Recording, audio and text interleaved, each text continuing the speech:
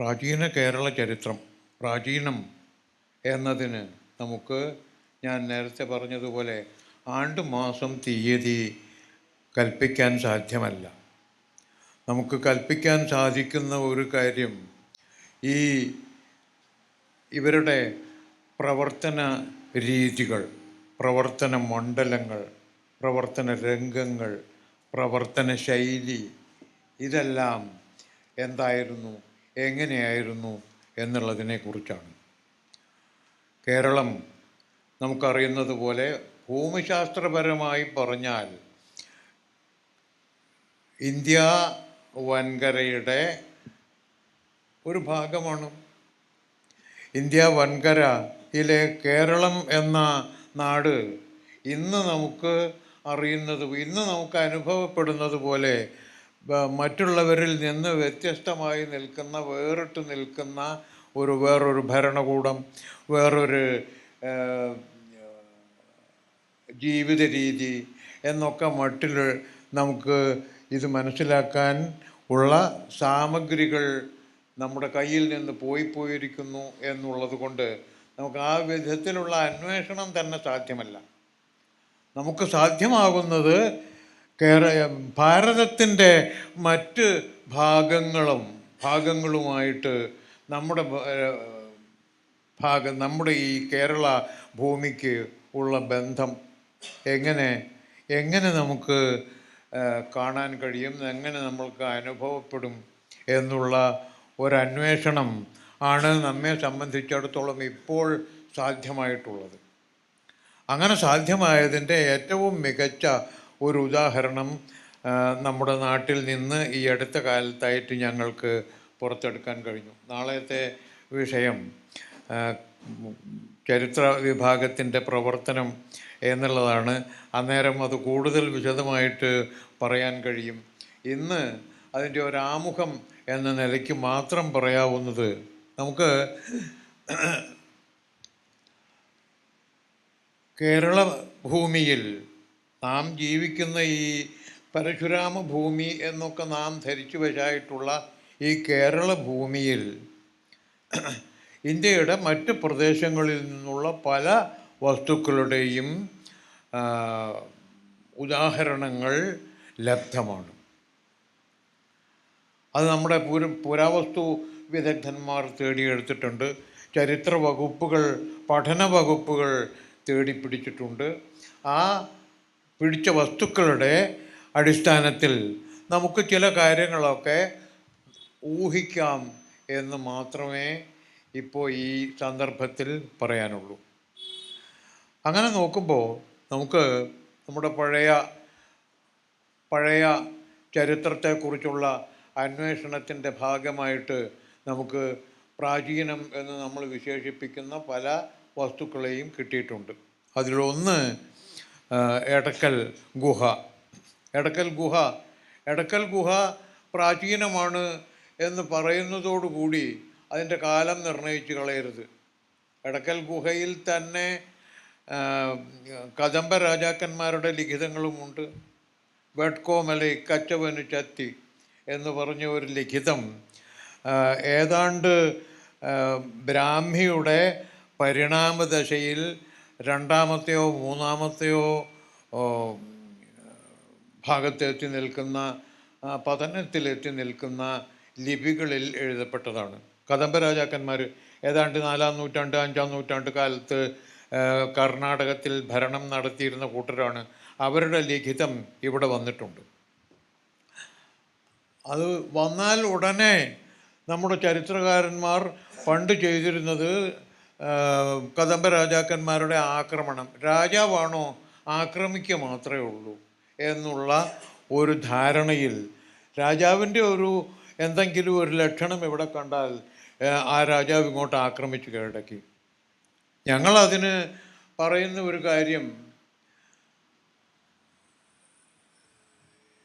ഈ എടക്കൽ ഗുഹ എന്ന് നാം ഇന്ന് പറയുന്ന പ്രാചീന സ്ഥാനം പഴയ കാലത്ത് ഒരു തീർത്ഥയാത്രാ കേന്ദ്രമായിരിക്കാം. ആ തീർത്ഥയാത്രയിൽ കദംബ രാജാക്കന്മാർക്ക്, കദംബ വംശത്തിനുള്ള ഏറ്റവും ചരിത്രപരമായി തന്നെ തെളിയിക്കാവുന്ന ഒരു വസ്തുത അവർക്ക് സന്തതികൾ ഉണ്ടാവുന്നില്ല എന്നുള്ളതാണ്. സന്തതികളുടെ നഷ്ടം, സന്തതികളെ കിട്ടുന്നില്ല. ഈ സന്തതികൾ ഉണ്ടാവാൻ വേണ്ടി തീർത്ഥയാത്ര വരുന്ന ഒരു കേന്ദ്രമാണ് എടക്കൽ ഗുഹ എന്ന് ഇതിനെക്കുറിച്ച് ഒരു ധാരണ. ആ ധാരണ മറ്റ് തമിഴ്നാട്ടിലും മറ്റുമുള്ള ചില കാര്യങ്ങളെ, വിശ്വാസങ്ങളെയും ആചാരങ്ങളെയും ഒക്കെ കണക്കിലെടുത്തുകൊണ്ട് സുബ്ബരായലു, കരാശിമ മുതലായവർ സൂചിപ്പിച്ചിട്ടുണ്ട്. ആ രീതിയിൽ നോക്കുകയാണെങ്കിൽ ഒരുപക്ഷെ ഇത് ആക്രമിക്കാൻ വേണ്ടി വന്നതല്ല, തീർത്ഥയാത്ര നടത്തിയ കൂട്ടത്തിൽ തൻ്റെ പേര് താനിവിടെ വന്നിട്ടുണ്ട്. ഗുരുവായൂരിൽ പല ദിക്കിലും നമ്മളെ പേരെഴുതി വയ്ക്കും. ഹോട്ടൽ മുറിയിലാണെങ്കിലും മതിലിൻ്റെ മുകളിലാണെങ്കിലും ഒക്കെ നമ്മൾ എഴുതി വയ്ക്കുന്നത് പോലെ ഈ രാജാക്കന്മാരും അവരിവിടെ വന്നതിൻ്റെയും സന്ദർശിച്ചതിൻ്റെയും ഒരു പേര് എന്ന നിലയ്ക്ക് തൻ്റെ പേര് അവിടെ കൊത്തിവെക്കാം, രാജാവാകുന്നതുകൊണ്ട് കൊത്തിവെക്കാനും തന്നെ സാധിക്കും എന്നുള്ളത് കൊണ്ട് ഉള്ള ഒരു തെളിവാവാം. അതാണ് തെളിവ്, അത് മാത്രമാണ് തെളിവ് എന്നുള്ള നിലയ്ക്ക് നമുക്ക് ഇതിനെ അവസാനിപ്പിക്കേണ്ടതില്ല. മറ്റ് കൂടുതൽ വിലപ്പെട്ട അറിവുകൾ കിട്ടുന്നത് വരെ നമുക്ക് ഈ രീതിയിൽ സങ്കല്പിക്കാൻ സാധിക്കും. അങ്ങനെ നോക്കുമ്പോഴാണ് ഈ എടക്കൽ ഗുഹ പോലെയുള്ള, എടക്കൽ, തോവരി മുതലായ ചില ധാരണകളുണ്ട്, ചില കേന്ദ്രങ്ങളുണ്ട്. ആ കേന്ദ്രങ്ങളിൽ നിന്ന് നമുക്ക് പല വസ്തുക്കളും കിട്ടിയിട്ടുണ്ട്, പല വസ്തുതകളും കിട്ടുന്നുണ്ട്. വസ്തുക്കൾ എന്നുള്ളത് കൊണ്ട് ഞാൻ ഉദ്ദേശിക്കുന്നത് കൈകൊണ്ടെടുക്കാവുന്ന വസ്തുക്കൾ എന്ന നിലയ്ക്കല്ല. ആ ചുവരിൻ്റെ മുകളിലുള്ള വരകളും വസ്തുക്കളാണ്. അങ്ങനെയുള്ള വസ്തുക്കളും കിട്ടുന്നുണ്ട് എന്നർത്ഥം. അങ്ങനെ കിട്ടുമ്പോൾ നമുക്ക് പിന്നെയും നമ്മുടെ പ്രശ്നങ്ങളെ വർദ്ധിപ്പിച്ചു കൊണ്ടുവരുന്ന ചില വസ്തുതകൾ പുറത്തേക്ക് വരുന്നു. ഉദാഹരണത്തിന്, വളച്ചു കെട്ടി പറയുന്നതിന് പകരം നമുക്ക് കാര്യത്തിലേക്ക് കടക്കാമെങ്കിൽ, എടക്കൽ ഗുഹയിൽ നമുക്ക് ധാരാളം കല്ലുകൊണ്ട് വരച്ച വരകൾ കാണാൻ കഴിയും. ആ വരകൾ കാണുമ്പോൾ നമുക്ക് ആ വരകൾ മാത്രമാണ് നമ്മുടെ മുമ്പിലുള്ളത്. പിന്നീട് പല തെളിവുകളും പല ദിക്കിൽ നിന്ന് എടക്കലുമായിട്ട് ഒരു ബന്ധവും ഇല്ലാത്ത കാര്യങ്ങൾ കാണുമ്പോഴാണ് നമുക്ക് വേറെ ചില സംശയങ്ങൾ വരുന്നത്. ഉദാഹരണത്തിന്, എടക്കൽ ഗുഹയിലെ വരിക ഈ ചിത്രങ്ങളിൽ മുഴുവൻ കാണിച്ചിട്ടുള്ളത് അതാണ്. ഈ ചിത്രങ്ങളിൽ കാണുന്ന പല ചിഹ്നങ്ങൾ, ഒരാൾ ഇത് കുത്തനെയാണ് വെച്ചിരിക്കുന്നത്, അതുകൊണ്ടാണ് അതിൻ്റെ അർത്ഥം മനസ്സിലാവാത്തത്. നേരെ വെച്ചാൽ അതാ ഒരാൾ ഒരു കയ്യിൽ ഒരു ചതുരത്തിലുള്ള ഒരു പിടിച്ചും കൊണ്ട് അതിൻ്റെ മുകളിലെടുത്ത്. ഇത് ഈ വലത്തുവശത്ത് കാണുന്നത് മൊഹൻജൊദാരോവിലെ നിന്ന് കിട്ടിയ ഒരു സീലിൻ്റെ മുകളിലുള്ള ഒരു ചിത്രമാണ്. മൊഹൻജൊദാരോവിൽ നിന്നും ഹരപ്പയിൽ നിന്നും കിട്ടിയിട്ടുള്ള ലിപികളൊന്നും വായിച്ചു കഴിഞ്ഞിട്ടില്ല, ഇതുവരെ വായിച്ചിട്ടില്ല. ഒറ്റ ലിപി മാത്രമാണ് ഏതാണ്ട് മനസ്സിലായി എന്ന മട്ടിൽ. എല്ലാ ലിഖിതങ്ങളുടെയും അവസാനം ആ മുകളിൽ കാണുന്ന യൂട്യൂബിൻ്റെ മാതിരിയുള്ള ഇതുണ്ടല്ലോ, അതാണ് മിക്ക സീലിൻ്റെ മുകളിലും കാണുന്ന ഇടത്തെ അറ്റത്ത് കാണുന്ന ചിഹ്നം.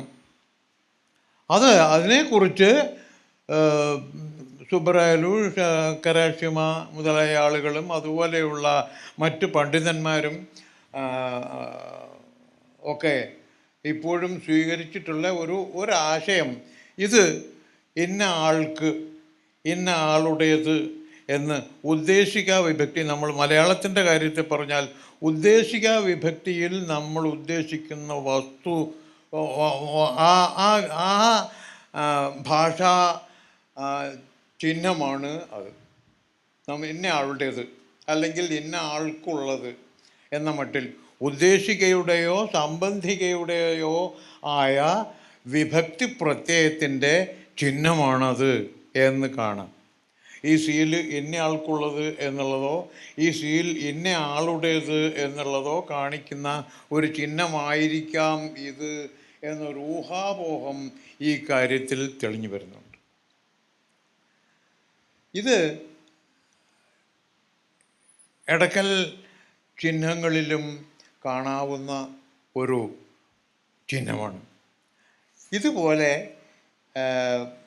ഇപ്പുറത്ത് കാണുന്ന ആ വര ഇട്ടിട്ടുള്ളത് അതൊരു രേഖ എന്ന നിലയ്ക്ക്, ഒരു ഡോക്യുമെൻ്റ് എന്ന അർത്ഥത്തിൽ ഏതോ രേഖയെക്കുറിച്ചുള്ള സൂചനയാണ് ഈ ലിപി സൂചിപ്പിക്കുന്നത് എന്നുള്ള ഒരു ധാരണ ഈ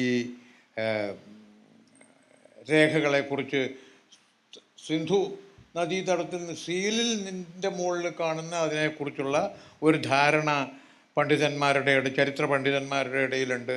അതേ ലിഖിതം തന്നെ, അതേ വസ്തു തന്നെ നമുക്ക് ചരിത്രത്തിൻ്റെ നമുക്ക് എടക്കൽ ഗുഹയിലെ ഈ ചുമരിലും കാണാം. ഈ മട്ടിൽ നോക്കിയാൽ ഏതാണ്ട് ഒരു ഡസനിലധികം ചിഹ്നങ്ങൾ ഏതോ മട്ടിൽ എടക്കൽ ഗുഹയിലെ വരകളിലും കാണുന്നുണ്ട്. ഇതേ മട്ടിൽ സീലിൻ്റെ മുകളിൽ സൈന്ധവ മുദ്രകളിൽ കാണുന്ന ചിഹ്നം എങ്ങനെയോ അതേ ചിഹ്നം തന്നെ അതേ മട്ടിൽ ഈ രീതി എടക്കൽ ഗുഹയിലും കാണുന്നു. ഇതുകൊണ്ട് നമുക്ക് എന്താണ്, സിന്ധു നദീതടത്തിൽ നിന്ന് ആളുകൾ വന്ന് എഴുതി വെച്ചതാണ് എടക്കലിലെ വര എന്ന് നമുക്ക് പറയാനുള്ള മറ്റു തെളിവുകൾ നമ്മുടെ കയ്യിലില്ല. നമുക്കിങ്ങനെ രണ്ട് ദിക്കിൽ, ഒന്ന് ഇന്ത്യയുടെ വടക്ക് പടിഞ്ഞാറേ അറ്റം, മറ്റേത് ഇന്ത്യയുടെ തെക്കേ അറ്റം. ഒരു വൻകരയുടെ തെക്കേ അറ്റത്തും വടക്കേ അറ്റത്തുമുള്ള ആളുകൾ തമ്മിൽ ഏർപ്പെട്ട ബന്ധത്തിൻ്റെ ചിഹ്നമാണ് ഇത് എന്ന് സ്ഥാപിക്കാനുള്ള എന്തെങ്കിലും വസ്തുതകൾ പോലും നമുക്ക് വസ്തുരൂപത്തിൽ നമുക്ക് കിട്ടിയിട്ടില്ല, രേഖാരൂപത്തിലും നമുക്ക് കിട്ടിയിട്ടില്ല. നമുക്ക് കിട്ടിയിട്ടുള്ളത് ഈ ചിഹ്നങ്ങളുടെ അസ്തിത്വമാണ്. ഈ ചിഹ്നങ്ങൾ സീലിൻ്റെ സൈന്ധവ മുദ്രകളിൽ ഈ ചിഹ്നങ്ങൾ കാണുന്നു. അതേ ചിഹ്നങ്ങൾ തന്നെ യാതൊരു വ്യത്യാസവും കൂടാതെ എടക്കൽ ഗുഹയിലും കാണുന്നു എന്ന് പറയാം എന്നല്ലാതെ നമുക്കതിനപ്പുറത്തേക്ക് കടന്ന് പറയാനുള്ള തെളിവുകൾ നമുക്കില്ല. തെളിവില്ലാത്ത കാര്യങ്ങളെക്കുറിച്ച് സംസാരിച്ചുകൂടാ എന്നുള്ളത് കൊണ്ടാണ് ചരിത്രകാരന്മാർ ഇതിനെക്കുറിച്ച് മൗനം ദീക്ഷിക്കുന്നത്. ഇതിൻ്റെ കാലം ഏത് എന്നുള്ളതിനെക്കുറിച്ച് പോലും നമുക്ക് അറിഞ്ഞുകൂടാ. കാലം എന്നതൊരു സങ്കല്പമാണ്. കാലം വെറും സങ്കല്പമാണ്. അത് ഇങ്ങനെ നിമിഷം തോറും നീങ്ങിക്കൊണ്ടിരിക്കും. അത് നമ്മുടെ കൺമുമ്പിൽ നിൽക്കുന്നില്ല, അത് നിൽക്കുകയില്ല. അതൊരു കാലം എന്നത് സങ്കല്പമാണ് എന്ന് പറയുന്നത് അതുകൊണ്ടാണ്. ആ സങ്കല്പത്തിന് ആധാരമായിട്ട് ചില ജീവിത യാഥാർത്ഥ്യങ്ങൾ നമുക്ക് കാണാൻ കഴിയും. ചില ജീവിത യാഥാർത്ഥ്യങ്ങൾ നമുക്ക് കണ്ടെത്താം, നമുക്ക് മനസ്സിലാക്കാം, നമുക്ക് വ്യാഖ്യാനിക്കാം.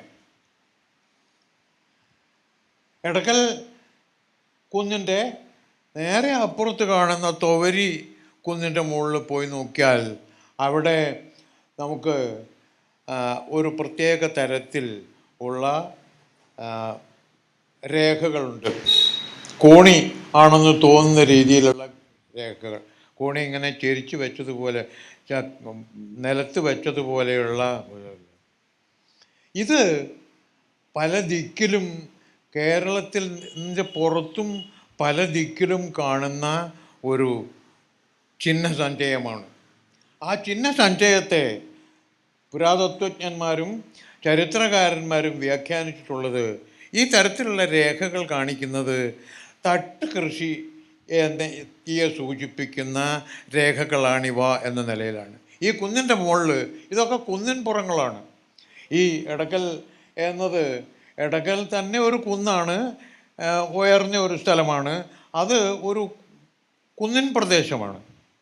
തൊവരി അതുപോലെ അതിൻ്റെ അപ്പുറത്തെ വയലിൻ്റെ അപ്പുറത്തുള്ള വേറെ ഒരു കുന്ന്, അതും ഒരു വയലിൻ്റെ ഒരു പ്രദേശമാണ്, മനുഷ്യവാസ ദേശമാണ്. ആ മനുഷ്യവാസ ദേശത്തിൽ കാണുന്ന ഈ രേഖകൾ തട്ടുകൃഷിയുടേതാണ് എന്ന് വെച്ചാൽ കുന്നിൻ്റെ മുകളിൽ ഏതോ തരത്തിലുള്ള കൃഷി നടത്തിയതിൻ്റേതായ അനുഭവമാണ് ഓർമ്മയായിട്ട് ഈ രേഖകളിൽ നിന്ന് വരുന്നത് എന്ന് നമുക്ക് മറ്റു തെളിവുകൾ കിട്ടുന്നത് വരെ സ്വീകരിക്കാം. തട്ടുകൃഷിയുടെ ചിത്രം ഇവിടെ കാണുന്നു എന്ന് വെച്ചാൽ ഈ പ്രദേശത്ത്, എടക്കൽ തൊവരി പ്രദേശത്ത് ഈ ചിത്രങ്ങളുടെയും ഈ മറ്റ് മനുഷ്യ വാസത്തിൻ്റേതായ ലക്ഷണങ്ങളുടെയും ഇടയ്ക്ക് തട്ടുകൃഷിയുടേതായ ചിത്രങ്ങളും കാണുന്നു എന്ന് വരുന്നത് അവരുടെ ജീവിതത്തിലേക്കുള്ള ഒരു ഒരു ലക്ഷണമായിട്ട് നമുക്ക് സ്വീകരിക്കാവുന്നതാണ്. ഈ പ്രദേശത്ത് താമസിക്കുന്ന ആളുകൾ ഈ കാലത്ത്, നമ്മൾ ഈ പുരാവസ്തുക്കളെല്ലാം ഉണ്ടായി വരുന്ന കാലത്ത് ചുരുക്കത്തിൽ ഏതോ തരത്തിലുള്ള ധാന്യം കൃഷി ചെയ്യുന്ന പതിവുള്ളവരും അറിവുള്ളവരും കൂടിയായിരുന്നു എന്ന് നമുക്ക് സ്വീകരിക്കാൻ പറ്റും. നമുക്ക് നമ്മുടെ കാർഷിക ചരിത്രത്തിൻ്റെ പഴക്കം ആ ചിത്രങ്ങളുടെ കാലത്തോളം പുറകോട്ട് നീങ്ങി നിൽക്കുന്നു എന്നാണ് അതിനർത്ഥം. അപ്പോൾ നമുക്ക്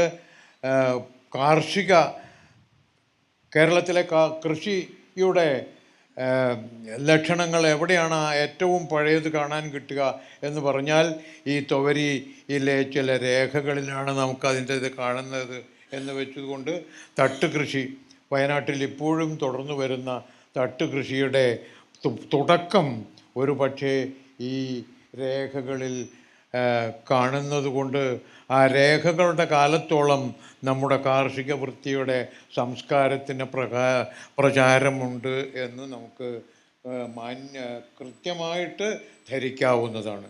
തെളിവുകളുടെ അടിസ്ഥാനത്തിൽ ഗ്രഹിക്കാവുന്നതാണ് എന്നർത്ഥം. ഈ കൃഷി എന്നത് സാമാന്യന പല ജീവിതഘട്ടങ്ങൾ പിന്നിട്ട് വരുന്നവർ ഏറ്റെടുക്കുന്ന ഒരു പ്രത്യേക തരം ഉൽപ്പാദന സമ്പ്രദായമാണ്.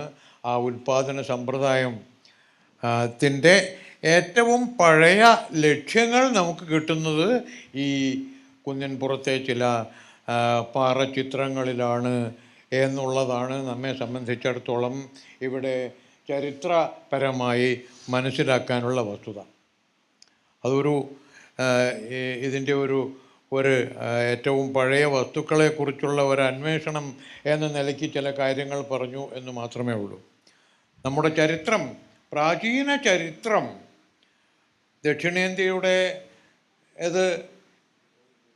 ദക്ഷിണേന്ത്യയുടെ തന്നെ ഒരു ഭാഗമായി നിൽക്കുന്ന കേരളത്തിൻ്റെ പ്രാചീന ചരിത്രം പറയാനുള്ള തെളിവുകൾ എന്തെല്ലാം എന്ന് ചോദിച്ചാൽ പ്രാചീന ചരിത്രത്തിൻ്റെ പല തെളിവുകളും ഉൾപ്പെട്ടിരിക്കുന്ന വസ്തുക്കളാണ് നമ്മുടെ നാട്ടിൽ എല്ലായിടത്തു നിന്നും കിട്ടിക്കൊണ്ടിരിക്കുന്ന, നമ്മുടെ ഈ പ്രദേശത്ത് തന്നെ പൊയിൽക്കാവിലെ പടിഞ്ഞാറേക്കാവിൻ്റെ അപ്പുറത്ത് ഉള്ള ഒരു ചെങ്കല്ലറ, ആ ചെങ്കല്ലറ ചേമഞ്ചേരി റെയിൽവേ സ്റ്റേഷൻ്റെ കുറച്ച് തെക്കോട്ട് പൂക്കാട്ടിൽ നിന്ന് ചേലിയേക്ക് പോകുന്ന വഴിക്ക് വെളുത്താടത്ത് എന്ന പറമ്പിൻ്റെ അടുക്ക കാണുന്ന ഒരു ചെങ്കല്ലറ. ഈ ചെങ്കല്ലറകളെല്ലാം തന്നെ ഏതാണ്ട് ഒരേ ശൈലിയിലുള്ളതാണ്. അതിൻ്റെ നിർമ്മാണ ശൈലി ഏതാണ്ട് ഒന്ന് തന്നെ എന്ന് വെച്ചാൽ ഇത് ഏതോ ഒരു പ്രത്യേക തരത്തിലുള്ള കൽപ്രവൃത്തിയുടെ ഫലമാണ് ഈ പുരാവസ്തു എന്ന് നമുക്ക് ധരിക്കാം. അങ്ങനെ കിട്ടുന്ന ചില വസ്തുക്കൾ ആണ് നമ്മുടെ നാട്ടിൽ നിന്ന് കേരളത്തിൽ ഉടനീളം ചിതറിക്കിടക്കുന്ന ഈ വകുപ്പിൽപ്പെട്ട വസ്തുക്കളുടെ ചരിത്ര പ്രാധാന്യം. ചരിത്രപ്രധാനമായ കേരളത്തിൽ നമുക്കറിയുന്ന ജീവിതത്തെക്കുറിച്ച് നമുക്കറിയുന്ന ചില വസ്തുതകൾ അടക്കി വച്ചിരിക്കുന്ന വസ്തുക്കളാണിവ. ഇവ നമ്മുടെ ഏതാണ്ട് ഈ കാലത്തെ തന്നെ എന്ന് ചരിത്രകാരന്മാർ പറയുന്ന അകനാനൂറ്, പുറനാനൂറ്, പതിറ്റുപത്ത് മുതലായ പഴന്തമിഴ് പാട്ടുകളുണ്ട്. ആ പഴന്തമിഴ് പാട്ടുകളിൽ കാണുന്ന ചില വർണ്ണനകൾ മരണാനന്തര ജീവിതത്തെപ്പറ്റി, ഒരാളുകളുടെ മൃതശരീരം അടക്കുന്നതിനെപ്പറ്റി, ശവസംസ്കാരത്തെപ്പറ്റി ഒക്കെയുള്ള ചെറിയ ലഘു സൂചനകൾ അവിടെ നിന്ന് കിട്ടുന്നുണ്ട്. ആ സൂചനകൾ വെച്ച് പറഞ്ഞാൽ നമുക്ക് ഈ നമ്മുടെ നാട്ടിൽ ഉടനീളം ചിതറിക്കിടക്കുന്ന ഇത് ഏതോ തരത്തിലുള്ള സംസ്കാര കേന്ദ്രങ്ങളായിരുന്നു എന്ന് പറയാൻ കഴിയും. പല ദിക്കിലായിട്ട് നമ്മുടെ നാട്ടിൽ ആയിരക്കണക്കിൽ ഇത്തരം ചെങ്കല്ലറകൾ കിട്ടാനുണ്ട്. ആ ചെങ്കല്ലറകളിൽ നിന്ന് നമുക്ക് സാമാന്യേന കിട്ടിപ്പോരുന്നത് ഒരു തരം മൺപാത്രങ്ങളാണ്. ആ മൺപാത്രങ്ങളിൽ തീരെ ചെറിയ ചില പാത്രങ്ങൾ പോലെ 4 ഔൺസ് 6 ഔൺസ് ഒക്കെ കൊള്ളുന്ന തരത്തിലുള്ള മൺപാത്രങ്ങളുണ്ട്. വളരെ വലിയ ഉപ്പുമാങ്ങ ഇട്ട് വയ്ക്കുന്ന ഭരണി പോലത്തെ വലിയ പാത്രങ്ങളും ചിത്രങ്ങളുണ്ട്. അത്തരം ചിത്രങ്ങൾ ധാരാളമായിട്ട് നമ്മുടെ നാട്ടിൽ നിന്ന് കിട്ടുന്നുണ്ട്. ആ തരം തെളിവുകൾ വെച്ച് ഇതൊരു തരം ഏതോ തരത്തിലുള്ള ഒരു കാർഷിക സംസ്കാരത്തിൻ്റെ ലക്ഷണങ്ങളാണ് എന്നാണ് ഇപ്പോൾ കിട്ടാവുന്ന തെളിവുകൾ വെച്ച് ചരിത്രകാരന്മാർ എത്തിച്ചേർന്നിരിക്കുന്നത്. ഈ ചെങ്കല്ലറകൾ തന്നെ പലതരത്തിലുണ്ട്. ഒന്ന്, ചെങ്കല്ലിൻ്റെ വെറും ഒരു ചതുരത്തിലുള്ള ഒരു വാതിലോട് കൂടി ഒരു ഗുഹ പോലെയുള്ള ഒരു വസ്തു. അത് ഗുഹ കണ്ടിട്ടുണ്ടെന്നാണ് നമ്മൾ പറയുക. ഓരോ പ്രദേശത്തും ഈ തരത്തിലുള്ള ഗുഹകൾ കാണാം. ആ ഗുഹകളിൽ ചില ഗുഹകളിൽ ഒരു കട്ടിലിൻ്റെ ആകൃതിയിലുള്ള ഒരു കല്ല് ചെത്തി ചതുര രൂപത്തിലാക്കിയിട്ട് വെച്ചിട്ടുണ്ടായിരിക്കും. കോഴിക്കോട്ട് ഒല്ലൂർ അമ്പലത്തിൻ്റെ തൊട്ട് തെക്കേ പറമ്പിൽ കാണുന്ന ഒരു ഗുഹയിൽ ഇങ്ങനെ ഒരു ഗുഹയുണ്ട്. ആ ഗുഹയ്ക്ക് 4 അറകളുണ്ട്. 4 ഭാഗിച്ചിട്ടുണ്ട് ആ ഗുഹ. ആ ഗുഹയുടെ ഒരറയിൽ ഒരു തൂൺ നാട്ടിയതുപോലെ ഒരു തൂൺ നാട്ടിയതുപോലെ കല്ലിൽ കൊത്തി വച്ചിട്ടുണ്ട്. ഇതൊരു 4 അറയുള്ള ഒരു ചെങ്കല്ലറയാണ് എന്നാണ് ചരിത്രകാരന്മാരൊക്കെ അന്ന് പറഞ്ഞിരുന്നത്. വാസ്തവത്തിൽ ഇത് ഈ ചെങ്കല്ലറ, ഈ തരത്തിലുള്ള ചെങ്കല്ലറകൾ കേരളത്തിൻ്റെ കിഴക്കൻ ഭാഗങ്ങളിൽ നിന്ന്, വയനാടൻ ഭാഗങ്ങളിൽ നിന്ന് ധാരാളമായിട്ട് കിട്ടിയിട്ടുണ്ട്. അമ്പലവയലിൽ ഞങ്ങൾ സുബ്ബരായലുവിൻ്റെ ഡിപ്പാർട്ട്മെൻറ്റിൽ നിന്ന് വന്ന ചില പുരാവസ്തു വിദഗ്ധന്മാരോടൊപ്പം നിന്ന് അമ്പലവയലിലെ ചില ഇത്തരം അറകൾ കിളച്ച് നോക്കിയിട്ടുണ്ട്. ഇവിടെയെല്ലാം കാണുന്ന ഒരു വസ്തുത, ഈ ഗുഹകളിലൊക്കെ, ഈ അവശിഷ്ടങ്ങളിലൊക്കെ കാണുന്ന കൽപ്പണിയുടെ ആധിക്യം. കല്ലുപണിക്കാർ ധാരാളം. ആ കല്ലുപണി കൃത്യമായിട്ട് വേണ്ടതുപോലെ ഇന്നത്തെ നമ്മുടെ കൽപ്പണിക്കാർ ചെയ്യുന്നതിനേക്കാൾ ഒരുപക്ഷെ അല്പം കൂടി മെച്ചപ്പെട്ട രീതിയിൽ കലാപരമായ രീതിയിൽ നിർവഹിക്കുന്ന ഒരു രീതി. അതൊരു തരം വൈദഗ്ധ്യം തന്നെയാണ്. ഒരു തരത്തിൽ ഏതോ തരത്തിലുള്ള ഒരു ശില്പവൈദഗ്ധ്യം ഈ ജനങ്ങൾക്ക് സിദ്ധമായിരുന്നു എന്നതിൻ്റെ തെളിവായിട്ട് നമുക്ക് നമ്മുടെ കേരളത്തിലെ പല ചെങ്കല്ലറകളെയും എടുത്തു കാണിക്കാൻ കഴിയും. ഈ ചെങ്കല്ലറകൾ ആണ് നമ്മെ സംബന്ധിച്ചിടത്തോളം നമ്മുടെ പ്രാചീന ചരിത്രത്തെക്കുറിച്ച് പറയാൻ ലബ്ധമായ ഏറ്റവും പഴയ തെളിവ്. ആ തെളിവിനുള്ള ഒരു പോരായ്മ അവിടെ എഴുത്ത് കാണുന്നില്ല എന്നുള്ളതാണ്. ഒന്നും എഴുതി വച്ചിട്ടില്ല, ഒരു ദിക്കിലും ഒന്നും എഴുതി വച്ചിട്ടില്ല. അതുകൊണ്ട് എഴുത്തിൻ്റെ വരവ്, എഴുത്തിൻ്റെ പ്രാധാന്യം, എഴുത്തിൻ്റെ പ്രവർത്തന ശൈലി ഒക്കെ തുടങ്ങുന്നതിന് മുമ്പ് തന്നെ രൂപപ്പെട്ടതാവാം ഈ സംസ്കാരത്തിൻ്റെ പൈതൃകം എന്ന് നമുക്ക് ന്യായമായും ധരിക്കാവുന്നതുമാണ്. അപ്പോൾ ആ നിലയ്ക്ക് നമുക്ക് ഈ കാലഘട്ടത്തെക്കുറിച്ച് നമുക്കറിവുള്ള ഏറ്റവും പഴയ ഈ കാലഘട്ടത്തിൻ്റെ ചരിത്രം ഈ തരത്തിലുള്ളതാണ്. ചില ശില്പശൈലികളൊക്കെ എന്നുവെച്ചാൽ അവനവൻ്റെ പൂർവികന്മാരെ അടക്കം ചെയ്യാനുള്ള സ്ഥലങ്ങൾ ഉണ്ടാക്കുന്നതിനെക്കുറിച്ച് ഒക്കെയുള്ള ചില ധാരണകൾ ഈ സമൂഹത്തിൻ്റെ ഉപലബ്ധിയായിരുന്നു എന്ന് നമുക്ക് കൃത്യമായും ധരിക്കാവുന്നതാണ്. ഇതിൻ്റെ കാലം കൃത്യമായിട്ട് നിർണയിക്കാനുള്ള ശ്രമങ്ങൾ നടന്നു കഴിഞ്ഞിട്ടില്ല, വേണ്ടതുപോലെ നടന്നു കഴിഞ്ഞിട്ടില്ല. പല ദിക്കിലും കാലം നിർണയിക്കാൻ സാധ്യമല്ല, കാലം നിർണയിക്കാവുന്ന വസ്തുക്കൾ കിട്ടിയിട്ടില്ല. അതുകൊണ്ടാവാം ഒരു പക്ഷേ അത് നീക്കി വച്ചിരിക്കുന്നത്. ഇത് നമുക്ക് ഭാഷാപരമായ തെളിവുകളില്ലാത്ത ഒരു കാലത്തെക്കുറിച്ചുള്ള ചില ധാരണകളാണ്. നമ്മുടെ ഭാഷാപരമായ തെളിവുകൾ വരുന്നതോടുകൂടി നമുക്ക് മനുഷ്യപ്രവർത്തനങ്ങളുടെ പല മുഖങ്ങൾ ആ ഭാഷാ കൃതികളിൽ നിന്ന് കിട്ടിവരുന്നു. നമുക്ക് കിട്ടാവുന്നതിൽ വെച്ച് ഏറ്റവും പഴയ ഭാഷാ രൂപേണയുള്ള കൃതികൾ എന്ന് പറയുന്നത് സംഘകാല കൃതികളാണ്. സംഘകാല കൃതികൾ എന്നത് നമ്മൾ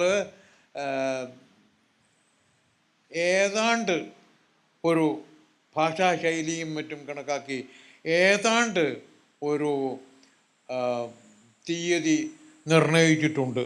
ആ തീയതി കൃത്യമായ ആണ്ടുമാസം തീയതിയാണ് എന്ന് തെറ്റിദ്ധരിച്ചു വശാവരുത്. ഇതിൽ പലതും പല കാലഘട്ടങ്ങളിലുണ്ടായതാവാം.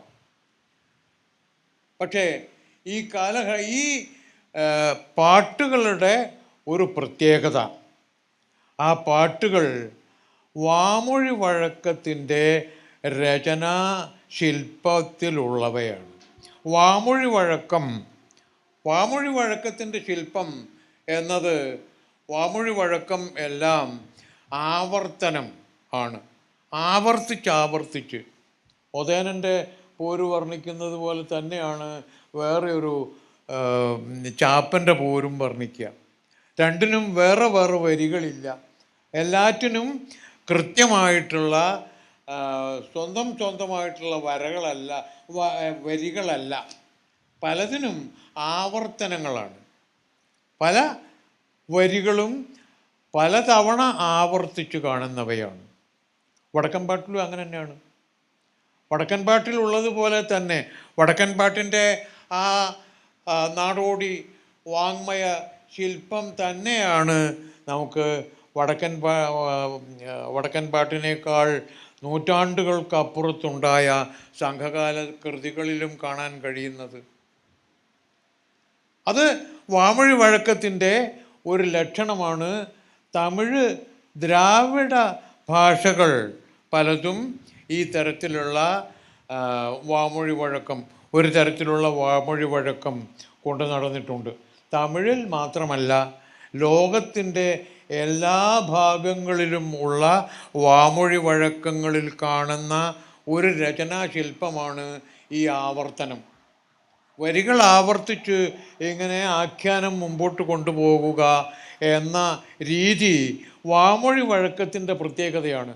ആ വാമൊഴി വഴക്കത്തിൻ്റെ പ്രത്യേകത തന്നെയാണ് നമുക്ക് എത്ര നൂറ്റാണ്ടുകൾക്ക് മുമ്പുള്ള ഈ സംഘകാല കൃതികളിൽ പലതിലും കാണാൻ കഴിയുന്നത് എന്നത് നമുക്ക് അവരുടെ രചനാശൈലിയെക്കുറിച്ച്, അവരുടെ ഭാഷാകൃതികളെക്കുറിച്ച് ഉള്ള ഒരു സാമാന്യ ധാരണ സങ്കല്പിക്കാൻ സഹായകമായി തീരുന്നു.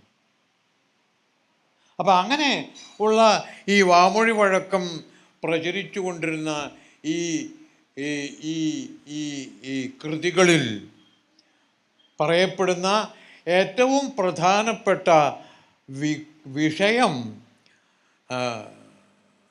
വീരകൃത്യങ്ങൾ തന്നെയാണ്. ശത്രുവിനെ കൊല്ലുക, ശത്രുവായിട്ട് യുദ്ധം ചെയ്യുക, രാജാക്കന്മാരുടെ സേനകൾ തമ്മിലുള്ള യുദ്ധം, രാജാക്കന്മാർ തമ്മിലുള്ള യുദ്ധം, ഇങ്ങനെ യുദ്ധം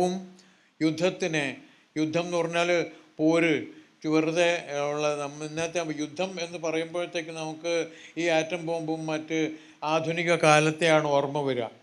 യുദ്ധം ഏത് കാലത്തും യുദ്ധം തന്നെയാണ്. അത് മനുഷ്യർ തമ്മിലുള്ള, സമൂഹത്തിലെ വിവിധ സംഘങ്ങൾ തമ്മിലുള്ള ഏറ്റുമുട്ടലുകളാണ്. ഈ ഏറ്റുമുട്ടലുകളുടെ ഒരു വർണ്ണന എന്ന നിലയ്ക്ക് ധാരാളമായിട്ട് ഇതിൽ വിഷയമായിട്ട് വരുന്ന, സംഘകൃതികളിൽ വിഷയമായിട്ട് വരുന്ന ഒരു വിഷയം ഈ ഏറ്റുമുട്ടലാണ്. എന്ന് വെച്ചാൽ ഏറ്റവും പ്രധാനപ്പെട്ട ഒരു പ്രവൃത്തി, അവരുടെ ഒരു പ്രവൃത്തി ഈ തമ്മിൽ ഉള്ള ഈ വൈരവും ഈ തരത്തിലുള്ള പോരുകളുമാണ്. ആ പോരുകൾ ഒരു പക്ഷേ സ്ഥലം കൈയടക്കാനാവാം, അല്ലെങ്കിൽ ധനം കൈയടക്കാനാവാം, ഏതു തരത്തിലുമാവാം. ഏതു തരം എന്ന് നമുക്ക് കൃത്യമായിട്ട് പറഞ്ഞുകൂടാ. കൃത്യമായിട്ട് പറയാനുള്ള എന്തെങ്കിലും ഒരു ലക്ഷണം നമുക്ക് കിട്ടുന്നത് സംഘകൃതികളിലേക്ക്, ഭാഷാരൂപേണയുള്ള കൃതികളിലേക്ക് വരുമ്പോഴാണ്.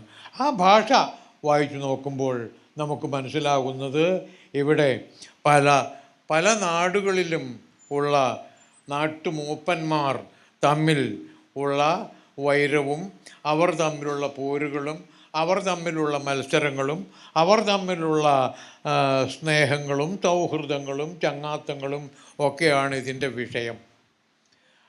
അത്തരത്തിലുള്ള ഒരു വീരേതിഹാസ കാലത്തിൻ്റെ സാഹിത്യകൃതികളാണിവ. ഇതിൽ നിന്ന് കൂടുതലായിട്ട് ആ കാലത്തെക്കുറിച്ച് നമുക്ക് പറയാൻ കഴിയുന്നത് ആ കാലത്തിൻ്റെ വിഭവോൽപാദന രീതി. ആ കാലത്തിൻ്റെ വിഭവോൽപാദന രീതി, മനുഷ്യൻ്റെ ഏറ്റവും പ്രധാനപ്പെട്ട പ്രവൃത്തി വിഭവോൽപാദനമാണ്. ആ വിഭവോൽപാദനത്തെക്കുറിച്ചുള്ള ധാരാളം സൂചനകൾ ഈ പാട്ടുകളിൽ നിന്ന് നമുക്ക് കിട്ടുന്നു. വിഭവോൽപാദനം എന്നത് പ്രധാനമായും രണ്ടെണ്ണം ആണ്. ഒന്ന് കൃഷി, മറ്റത് മണ്ണ്, കല്ല് മുതലായ വസ്തുക്കളിലുള്ള നിർമ്മാണ രീതി. ഈ രണ്ടെണ്ണത്തെക്കുറിച്ച്, ഈ വസ്തുക്കളെക്കുറിച്ച്, ഈ രണ്ട് ജീവിത സാഹചര്യങ്ങളെക്കുറിച്ച്, കൃഷിയും ശില്പനിർമ്മാണവും, ഈ രണ്ട് തരത്തിൽ ഉള്ള ശില്പശൈലികളെക്കുറിച്ച് നമുക്ക് ഈ പാട്ടുകളിൽ നിന്ന് ധരിക്കാവുന്നതാണ്. ഇതിലപ്പുറം നമുക്ക് ആ പ്രദേശത്തെക്കുറിച്ച്, ആ കാലത്തെക്കുറിച്ച് എന്തെങ്കിലും അറിയാൻ കഴിയുന്നത് അതിൻ്റെ ചില കഥാപാത്രങ്ങളെ കുറിച്ചുള്ള സൂചനകളിൽ നിന്നാണ്. ഈ കഥാപാത്രങ്ങളെക്കുറിച്ചുള്ള സൂചനകൾ നമുക്ക് ഈ പാട്ടുകളിൽ നിന്ന് കിട്ടും. ഓരോ വീരന്മാർ അങ്ങോട്ട് പോകുന്നത് ഇങ്ങോട്ട് പോകുന്നത് തമ്മിൽ തല്ലുന്നത് ആയിട്ടുള്ള പല പല വസ്തുതകൾ. ഈ വസ്തുതകളിൽ എല്ലാം തന്നെ നമുക്ക് കണ്ടെത്താൻ കഴിയുന്ന ഒരു കാര്യം, നമ്മുടെ നാട്ടിൽ, നമ്മുടെ നാട് എന്ന് പറയുന്നത് ഹിമാലയം മുതൽ കന്യാകുമാരി വരെയുള്ള നമ്മുടെ നാട്ടിൽ ഏതാണ്ട് സാർവത്രികമായി ഏതോ കാലത്ത് പ്രചരിച്ചു പോന്ന സംസ്കൃത ഭാഷയിലുള്ള കൃതികളുണ്ട്. രാമായണം, മഹാഭാരതം ഒക്കെയാണ് നമുക്കിപ്പോൾ കിട്ടാനുള്ളത്. പലതും നഷ്ടപ്പെട്ടു പോയിരിക്കുന്നു, പലതും നമുക്കറിയാത്ത ഒരു ഭാഷയിലായി പോയിരിക്കുന്നു. വൈദിക മന്ത്രങ്ങൾ ആണ് മറ്റൊരു വിഭവം. വൈദിക മന്ത്രങ്ങൾ കേവലം പ്രാർത്ഥനാ രൂപത്തിലുള്ള ചില കൃതികളായതുകൊണ്ട് അവിടെ ഈ ജീവിത സാഹചര്യത്തെക്കുറിച്ചുള്ള സൂചനകൾ കുറയും എന്നേ പറഞ്ഞുകൂടൂ, ഇല്ല എന്ന് പറയുന്നില്ല, കുറയും. മന്ത്രങ്ങളിൽ ഈ വിഭവോൽപാദനത്തെക്കുറിച്ചുള്ള സൂചനകൾ കുറയും. വിഭവോൽപാദനത്തെക്കുറിച്ച് ധാരാളമായി നമുക്ക് കിട്ടുന്നത് ഈ കാവ്യഭാഗങ്ങളിൽ നിന്നാണ്. ഈ കാവ്യഭാഗങ്ങൾ തന്നെയും പലതും ഈ ഈ നമ്മുടെ നാട്ടുഭാഷയുടേതായ രീതിയിൽ ആവർത്തന സങ്കുലമാണ്. ഭാരതത്തിൽ പലയിടത്തും കാണുന്ന ശ്ലോകങ്ങൾ, ഒരേ ശ്ലോകം തന്നെ പല ദിക്കിൽ ആവർത്തിച്ചു കാണും. ഒരേ വിഷയം പറയേണ്ടി വരുമ്പോൾ ആവർത്തനം അവിടെയും ഉണ്ട് എന്നതുകൊണ്ട് ഈ ആവർത്തനം എന്നത് കവിതയെ സംബന്ധിച്ചിടത്തോളം ഒരു ലക്ഷണമായിട്ട് നമുക്ക് പറയാവുന്നതാണ്. ഈ പഴയ കാലത്തിൻ്റെ ലക്ഷണം സൂചിപ്പിക്കുന്ന ഒരു അവസ്ഥയാണ് ഇത്. ഈ നിലയ്ക്ക് ചില കൃതികൾ, മഹാഭാരതവും രാമായണവും നമുക്ക് സിദ്ധമായിട്ടുണ്ട്. ഈ രണ്ട് കൃതികളിൽ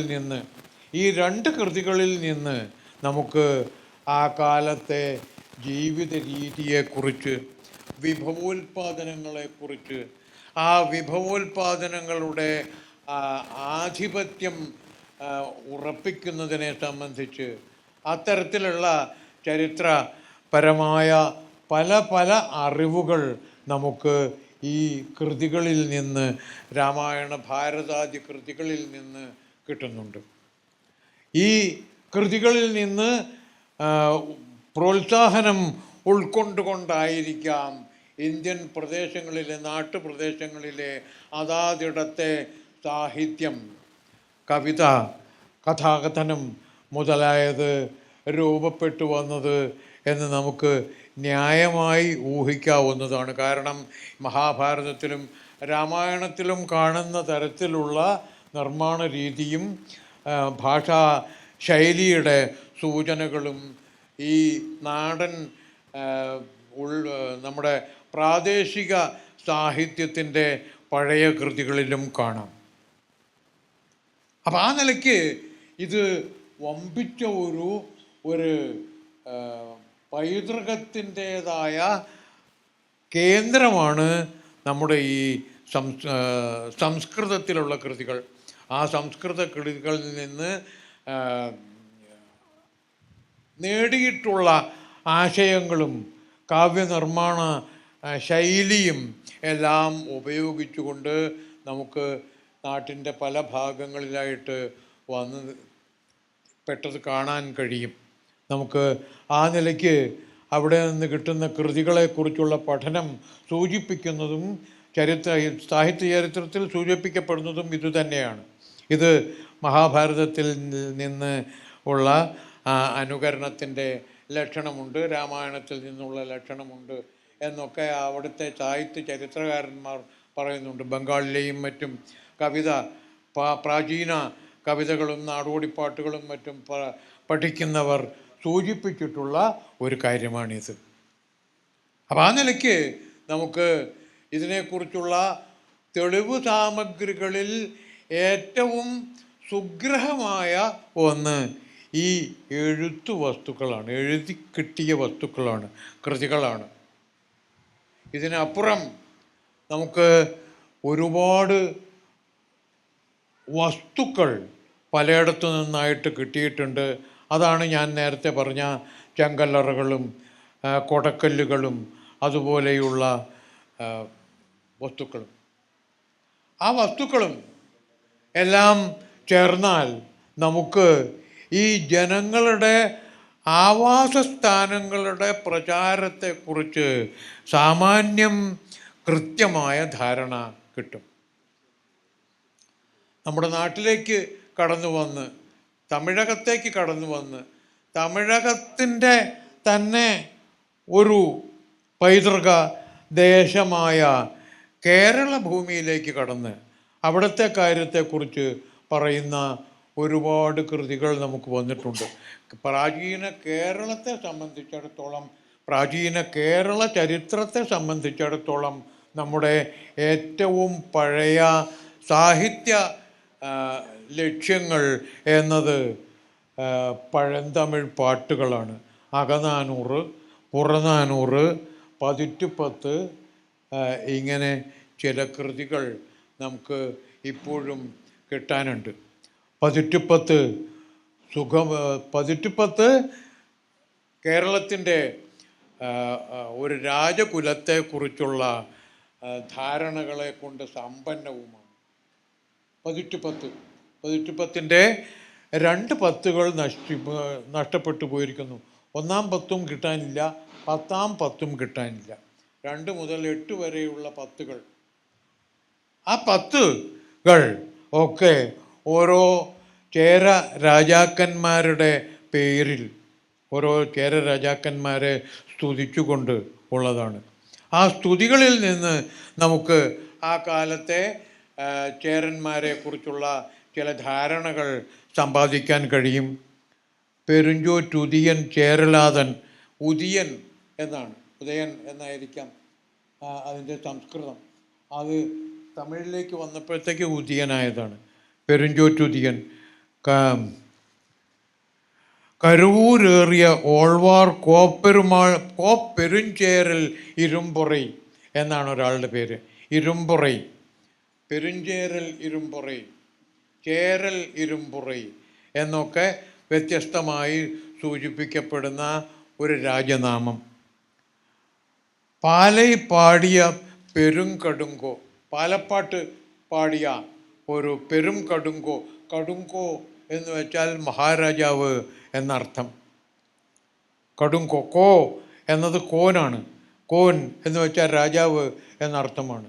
കടുങ്കോ, പെരുങ്കടുങ്കോ, ഇളങ്കടുങ്കോ, ഇളങ്കോ, പെരുങ്കോ മുതലായ പേരുകൾ ഇവരുടെ നാമത്തോട് ചേർത്ത് വയ്ക്കുന്നത് നമുക്ക് കാണാൻ കഴിയും.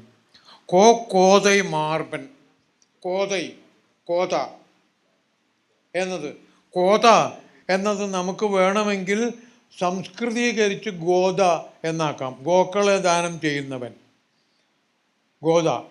ഒരുപക്ഷെ അതിൽ നിന്ന് പഴയ സംസ്കൃത കൃതികളിൽ നിന്ന് എടുത്ത ഒരാശയം ആയിരിക്കും ഈ പേരിൻ്റെ പിന്നിലുള്ളത്. സംസ്കൃതത്തിൻ്റെ ഈ ഒരു പൈതൃകം നമുക്ക് ഈ പാട്ടുകളിൽ വ്യക്തികളുടെ പേരുകളിൽ വരെ കാണാൻ കഴിയുന്നു എന്നുള്ളതാണ് ഇതിൻ്റെ പ്രത്യേകത.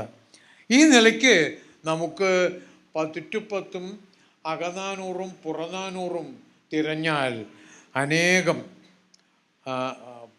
ഡസൻ കണക്കിൽ രാജാക്കന്മാരുടെ പേരുകൾ കിട്ടുന്നു. രാജാക്കന്മാരുടെ പേരുകൾ കിട്ടുന്നു എന്ന് വെച്ചാൽ രാജാക്കന്മാരുടെ വാഴ്ച പല തലമുറകളായി തുടർന്നു പോന്നു എന്നതിൻ്റെ അർത്ഥമാണ്. രാജാക്കന്മാരുടെ വാഴ്ച തുടർന്നു പോരുന്നു എന്ന് വെച്ചാൽ രാജാക്കന്മാരുടെ കീഴിൽ അനേകം വീരന്മാരും അനേകം ഉദ്യോഗസ്ഥന്മാരും പല പല തൊഴിൽ നോക്കുന്നവരും പല പല രീതിയിൽ ഉപജീവനവൃത്തി കഴിക്കുന്നവരും ഉണ്ടായിരുന്നു എന്നതുകൊണ്ടാണ് രാജാവിൻ്റെ സ്ഥാനം നിലനിൽക്കുന്നത് എന്ന് മനസ്സിലാക്കാം. രാജാവിന് നിലനിൽക്കണമെങ്കിൽ അപ്പുറത്ത് ആളുകൾ പണിയെടുത്തിരിക്കണം, കൃഷി ചെയ്തിരിക്കണം, വാണിജ്യത്തിലേർപ്പെട്ടിരിക്കണം.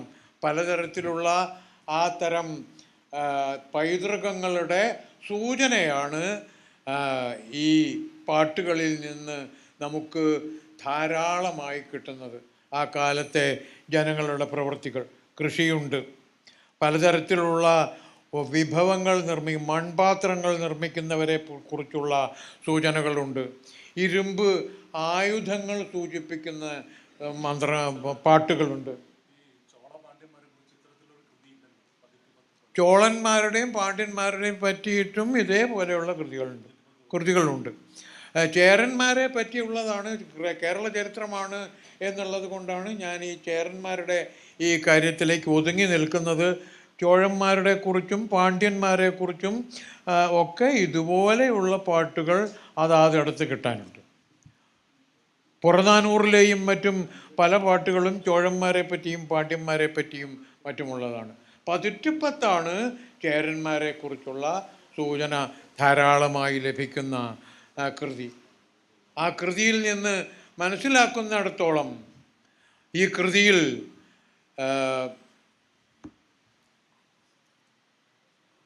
ധാരാളമായി കാണുന്ന മറ്റൊരു വിഷയം ജലയാനമാണ്.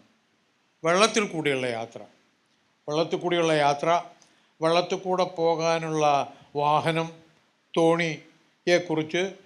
തോണിയേക്കാൾ വളരെ വളരെ വലിയ തോണികളെക്കുറിച്ച്, വഞ്ചികളായിരിക്കാം. കടൽ വാണിജ്യത്തെക്കുറിച്ച്, കടലിൽ നീങ്ങുന്ന തോണികളെക്കുറിച്ച്, കടലിന് അക്കരെ പോകുന്ന തോണികളെക്കുറിച്ചൊന്നും ഇതിൽ സൂചനകളില്ല.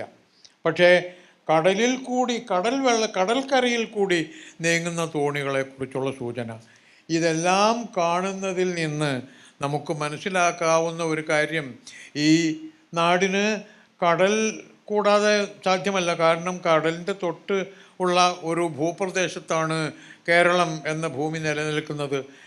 അതിൻ്റെ സ്വാഭാവികമായ ഒരതിര് കടൽ തന്നെയാണ്. ആ കടൽ തന്നെ ആയതുകൊണ്ടാണ് കടൽ പുറകോട്ട് നീക്കിയിട്ട് കേരളം എന്ന ഭൂമി പതിച്ചെടുത്തു എന്നൊക്കെയുള്ള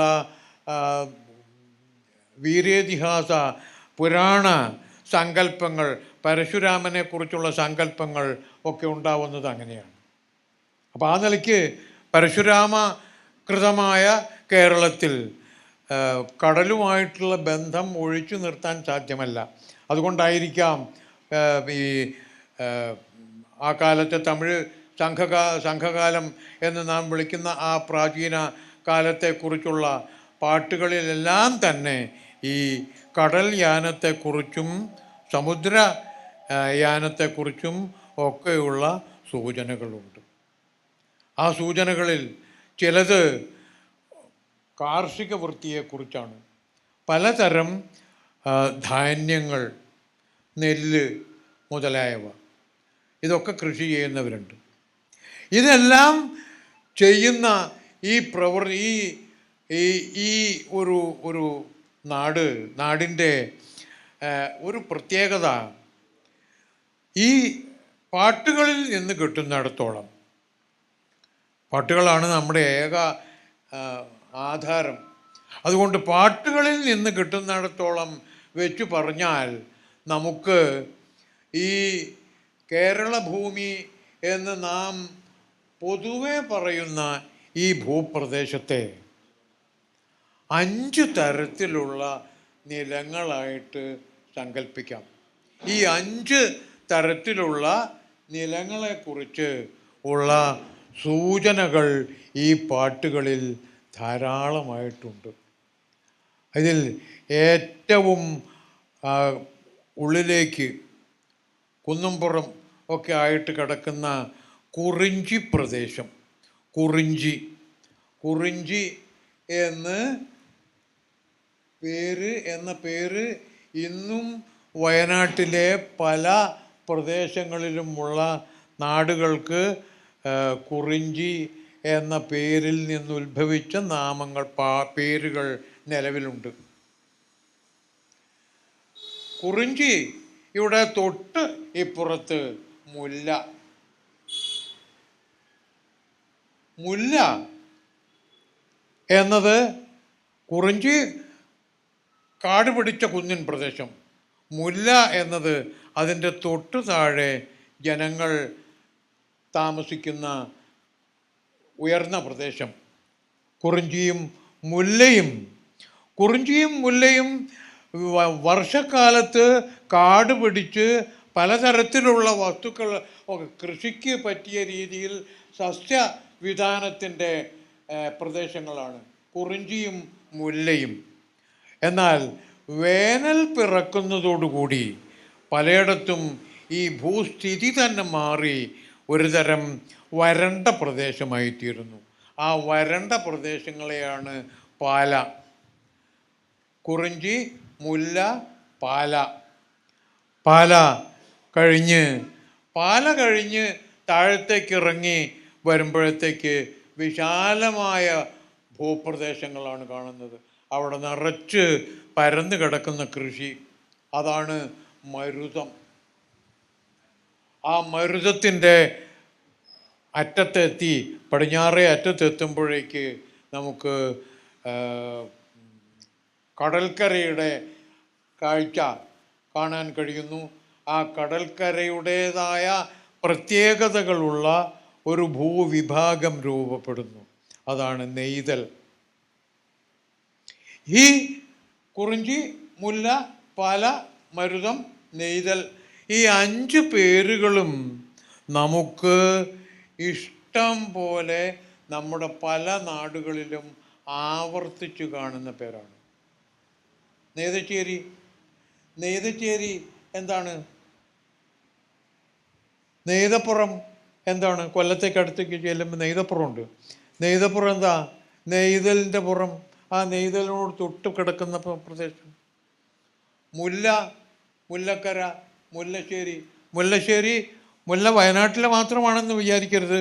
കുന്നിൻ പ്രദേശം എല്ലാം മുല്ലപ്രദേശങ്ങളായിട്ടാണ് കാണുക. അപ്പം അങ്ങനെ ആകുമ്പോൾ മുല്ലശ്ശേരി എത്ര ദിക്കിലാണ് മുല്ലശ്ശേരി ആവർത്തിച്ചു വരുന്നത്? എന്തുകൊണ്ടാണ് ഇങ്ങനെ ആവർത്തിക്കുന്നത്? ഒരേ ഭൂപ്രകൃതിയുള്ള സ്ഥലം സൂചിപ്പിക്കുന്ന പേരുകളാണിവ. ആ പേരുകളിൽ നിന്ന് ചില പറമ്പുകൾക്കും ചില പ്രദേശങ്ങൾക്കും ചില സ്ഥാനങ്ങൾക്കും ഒക്കെ പേര് രൂപപ്പെട്ടു വരികയാണ്. നെയ്തൽ, മുല്ല, പാല, മരുതം, കുറിഞ്ചി, ഇതെല്ലാം തന്നെ ഇങ്ങനെ സ്ഥലപ്പേരുകളിൽ നിന്ന്, ഭൂമിശാസ്ത്രജ്ഞാനത്തിൽ നിന്ന് ഉണ്ടായി വരുന്ന പേരുകളാണ്, സ്ഥലനാമങ്ങളാണ്. ആ സ്ഥലനാമങ്ങൾ കാണിക്കുന്നത് നമ്മുടെ ഈ 5ആയി വിഭജിക്കപ്പെട്ട ഈ ഭൂമിയുടെ കാര്യം തന്നെ, ഭൂമിയെക്കുറിച്ചുള്ള അറിവിൻ്റെ കാര്യം തന്നെ. ഈ അറിവിൽ നിന്ന് ആണ് വളരെ സമ്പന്നമായ ഒരു തരം കാർഷിക രീതി രൂപപ്പെട്ട് വരുന്നത്. ആ കാർഷിക രീതി ധാന്യങ്ങൾ കൃഷി ചെയ്യുന്നു, ഫലമൂലാദികൾ പലതും കൃഷി ചെയ്യുന്നു. ആ നിലയ്ക്ക് ഉള്ള ഒരു കാർഷിക സംസ്കാരത്തിൻ്റെതായ തെളിഞ്ഞ ലക്ഷ്യങ്ങളാണ് നമുക്ക് കിട്ടുന്ന ഈ പാട്ടുകളെല്ലാം.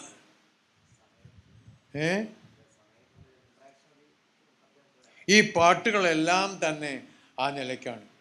ഈ പാട്ടുകളിൽ നിന്ന് അറിയുന്നിടത്തോളം സർവത്ര വ്യാപിച്ചിരിക്കുന്ന ഈ കാർഷിക വിഭവങ്ങളുടെ മേൽ ഓരോരുത്തർ നേടുന്ന ആധിപത്യമാണ് അന്നത്തെ രാജത്വം എന്ന് പറയുന്നത്. രാജാക്കന്മാരെല്ലാം തന്നെ ആ തരത്തിലുള്ള ഒരു പ്രവർത്തന ശൈലി രൂപപ്പെടുത്തി ഒരു രാജകീയത വികസിപ്പിച്ചു കൊണ്ടുവന്നിട്ടുണ്ട്. ആ രാജാവിൻ്റെ വംശങ്ങൾ, ആ വംശങ്ങളെക്കുറിച്ച് പറയുന്ന കൃതികൾ നമുക്ക് ധാരാളമായിട്ട് കിട്ടാനുണ്ട്. 10 അതിൽ ഏറ്റവും വിലപ്പെട്ട ഒന്നാണ്. അതിൽ 8 ചേര രാജാക്കന്മാരെ കുറിച്ച് പറയും. ആ ചേര രാജാക്കന്മാരെ കുറിച്ചുള്ള പാട്ടുകളിൽ തന്നെ ആ രാജാവിൻ്റെ മന്ത്രിമാരെക്കുറിച്ച്, അവരുടെ കയ്യിലുള്ള സേനാധിപന്മാരെക്കുറിച്ച്, സൈന്യങ്ങളെക്കുറിച്ച്, പടകളെക്കുറിച്ച്, അവരുടെ ആയുധങ്ങളെക്കുറിച്ച് എല്ലാമുള്ള സൂചനകൾ വരുന്നു. ആയുധങ്ങളെക്കുറിച്ച് വാൾ, കുന്തം, പരിച, ഈ മാതിരിയിലുള്ള ആയുധങ്ങളെക്കുറിച്ച് നമുക്ക് രൂപം കിട്ടുന്നു എന്നുള്ളത് കൊണ്ട് ആ ആയുധങ്ങളെല്ലാം തന്നെ ഈ നാട്ടിൽ ഉണ്ടാക്കപ്പെട്ടവയാണ്. ഈ നാട്ടിൽ തന്നെ പരിച ഉണ്ടാക്കാനുള്ള ആളുകളുണ്ട്, വാൾ കടഞ്ഞെടുക്കാനുള്ള ആളുകളുണ്ട്, വാൾ ഉണ്ടാക്കുന്ന ഇരുമ്പ് പണിക്കാരുണ്ട്.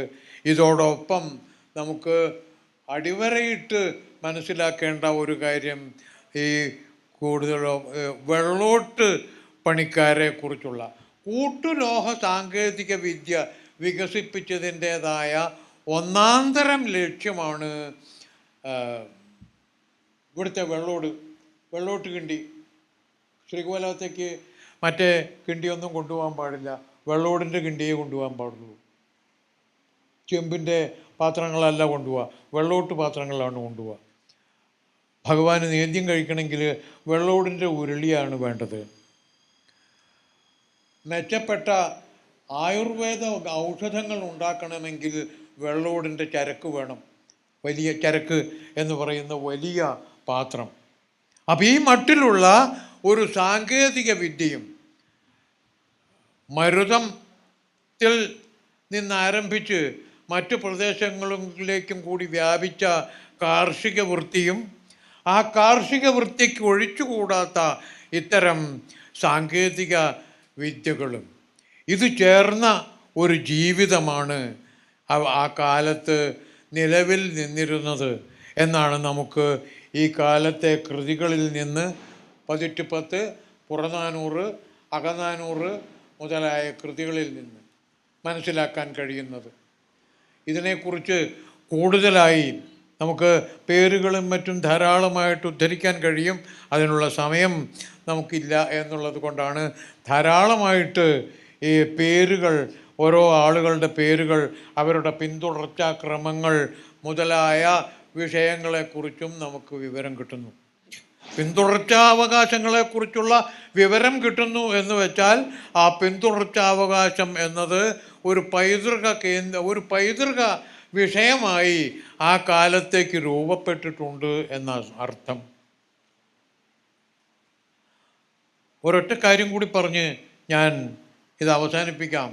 നമുക്ക് ഇന്ത്യയിൽ വായിക്കാൻ കഴിയുന്നതിൽ വെച്ച് ഏറ്റവും പഴയ രേഖകൾ കിട്ടുന്നത് മൗര്യ ചക്രവർത്തിയായ അശോകൻ്റെ ശാസനങ്ങളാണ്. അശോക ശാസനങ്ങൾ.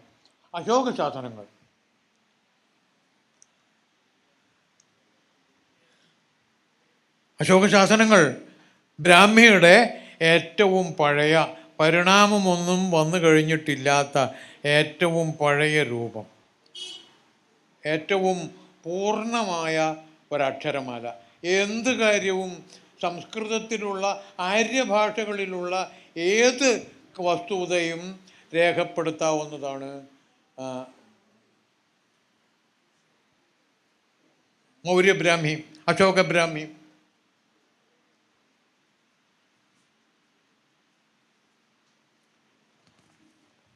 ഈ അശോകബ്രാഹ്മി ഇന്നത്തെ അച്ചടിച്ച ഒരു ബ്രാഹ്മി പോലെയാണ്. ഇത് ഗിർനാർ എന്ന പ്രദേശത്ത്, ഇതാ ഈ പാറയുടെ മുകളിൽ കൊത്തിയിരിക്കുന്ന വസ്തുക്കളാണ് ഇവിടെ വെച്ചിരിക്കുന്നത്.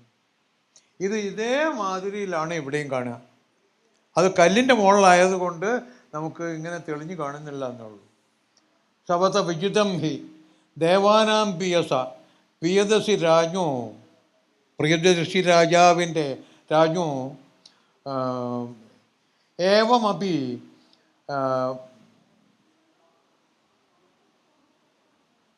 സതിയപുത്തോ കേതലപുത്തോ, കേതലപുത്ത എന്ന് പറയുന്നത് കേരളപുത്രൻ.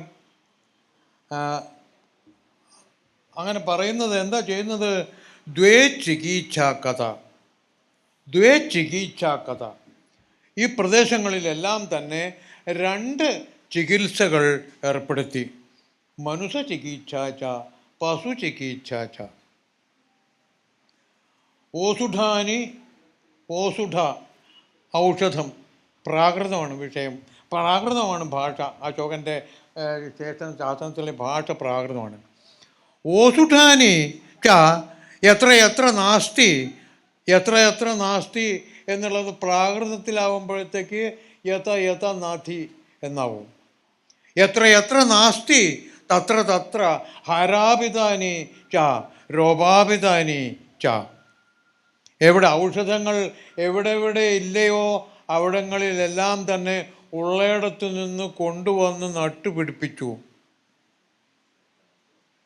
ഇത് ഞാൻ പറയുന്നത് ഈ തരത്തിലുള്ള രേഖകൾ കാണിക്കുന്നത് മൗര്യ സാമ്രാജ്യം സാമൂഹ്യ കാര്യങ്ങൾക്കായി ബന്ധപ്പെടുന്ന പ്രദേശങ്ങളിൽ കേരളക്കരയും ഉൾപ്പെടുന്നു.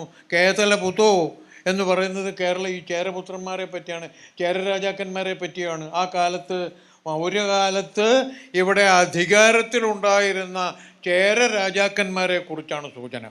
മൗര്യകാലത്ത് ഇന്ത്യയിൽ അറിയപ്പെട്ട ചക്രവർത്തിമാരുടെ കാലമായ മൗര്യകാലമാകുമ്പോഴേക്ക് കേരളക്കരയിലും അതുപോലെയുള്ള ഒരു രാജകീയ പൈതൃകം വളർന്നു വന്നിരുന്നു. ഈ രാജകീയ പൈതൃകത്തിൻ്റേതായ അധിഷ്ഠാനത്തിൽ പലതരത്തിലുള്ള പ്രാദേശിക ബന്ധങ്ങൾ ഏർപ്പെട്ടിരുന്നു. ആ പ്രാദേശിക ബന്ധങ്ങളിൽ വൈജ്ഞാനിക ബന്ധങ്ങളുണ്ട്. അതാണ് ചികിത്സ. എത്ര ചികിത്സ. ദ്വേ ചികിത്സ കഥ, മനുഷ്യ ചികിത്സ പശു ചികിത്സ. 2 ചികിത്സ ഞാൻ ഏർപ്പെടുത്തിയെന്ന് അശോകൻ പറയുന്നു. കേരള നാട്ടിലും ഏർപ്പെടുത്തിയിട്ടുണ്ട്. എന്ന് വെച്ചാൽ കേരള നാട്ടിൽ ഈ ചികിത്സ ഏറ്റുവാങ്ങാവുന്ന രീതിയിലുള്ള ഒരു ജനത താമസമുണ്ട് എന്നാണ് അർത്ഥം. ആ നിലയ്ക്ക് മൗര്യകാലഘട്ടം ആവുമ്പോഴേക്കും കേരളത്തിൽ നാം ഈ പറഞ്ഞ രീതിയിലുള്ള വിഭവ സാമഗ്രികൾ ഉണ്ടാവുകയും ആ വിഭവ സാമഗ്രികളുടെ നോക്കി നടപ്പിന് വേണ്ട രീതിയിലുള്ള മറ്റ് സംവിധാനങ്ങൾ ഏർപ്പെടുകയും ചെയ്തിട്ടുണ്ട് എന്നുള്ളതിൻ്റെ രേഖാമൂലമായ ലക്ഷ്യമാണ് നമുക്ക് ഈ മൗര്യകൃതികളിൽ നിന്ന് കിട്ടുന്നത്, ഈ അശോക ശാസനം പോലെയുള്ള കൃതികളിൽ നിന്ന് കിട്ടുന്നത്. ആ നിലയ്ക്ക് നമ്മുടെ ഈ പ്രദേശത്തിൻ്റെ ചരിത്രാന്വേഷണം ആരംഭിക്കേണ്ടത്, തെളിവുകളുടെ രൂപത്തിൽ ആരംഭിക്കേണ്ടത് തീർച്ചയായും ഈ മൗര്യ കാലഘട്ടം മുതൽക്കുള്ളതായിരിക്കണം എന്നുള്ളത് നമുക്ക് തൽക്കാലത്തെ ഒരു സമാധാനത്തിന് വേണ്ടിയിട്ട്. വേറെ ഇതിന് കൂടുതൽ കിട്ടുമെങ്കിൽ അത് നമുക്ക് തീർച്ചയായിട്ടും എടുക്കണം. പക്ഷെ തൽക്കാലം നിന്ന് പൊറുക്കാൻ നമുക്ക് വേണ്ടത് മൗര്യകാലഘട്ടം മുതൽക്കുള്ള ഈ തെളിവുകളാണ്. അതിൻ്റെ ഏറ്റവും രേഖാമൂലമായ ഏറ്റവും പ്രമുഖമായ ഒരു ലക്ഷ്യം നമുക്ക് ഇന്ത്യയിൽ തന്നെ ഏറ്റവും പഴയ ശാസനങ്ങളുടെ കൂട്ടത്തിലുള്ള മൗര്യശാസനത്തിൽ നിന്ന് കിട്ടുന്നു.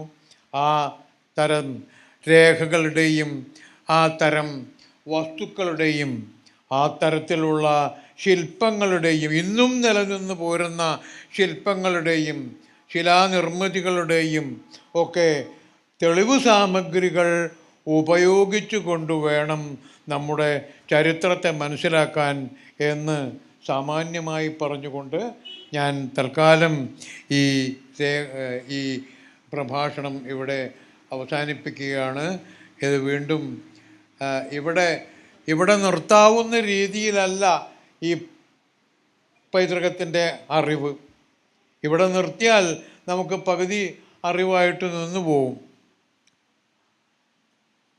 അങ്ങനെ നിർത്താവുന്നതല്ല നമുക്ക് ആ അറിവിൻ്റെ ആഗ്രഹം. അതുകൊണ്ട് നമുക്കിത് തുടരേണ്ടതുണ്ട്. തുടരാൻ നമുക്കുള്ള ഒരു നിൽക്കക്കള്ളി തരുന്ന ഒരു സ്ഥലം, ഒരിടം എന്ന നിലയ്ക്ക് നമുക്ക് പ്രാചീന കേരള ചരിത്രത്തിൻ്റേതായ ഈ കാലഘട്ടത്തെ കണ്ടെത്താം. അങ്ങനെ കാലഘട്ടം നിർണ്ണയിക്കാൻ നമ്മുടെ കയ്യിൽ, നമ്മുടെ മണ്ണിൽ ധാരാളം വിഭവങ്ങൾ ഇപ്പോഴും ബാക്കി നിൽപ്പുണ്ട് എന്നുള്ള കാര്യം ഓർമ്മിക്കുകയും ചെയ്യാം.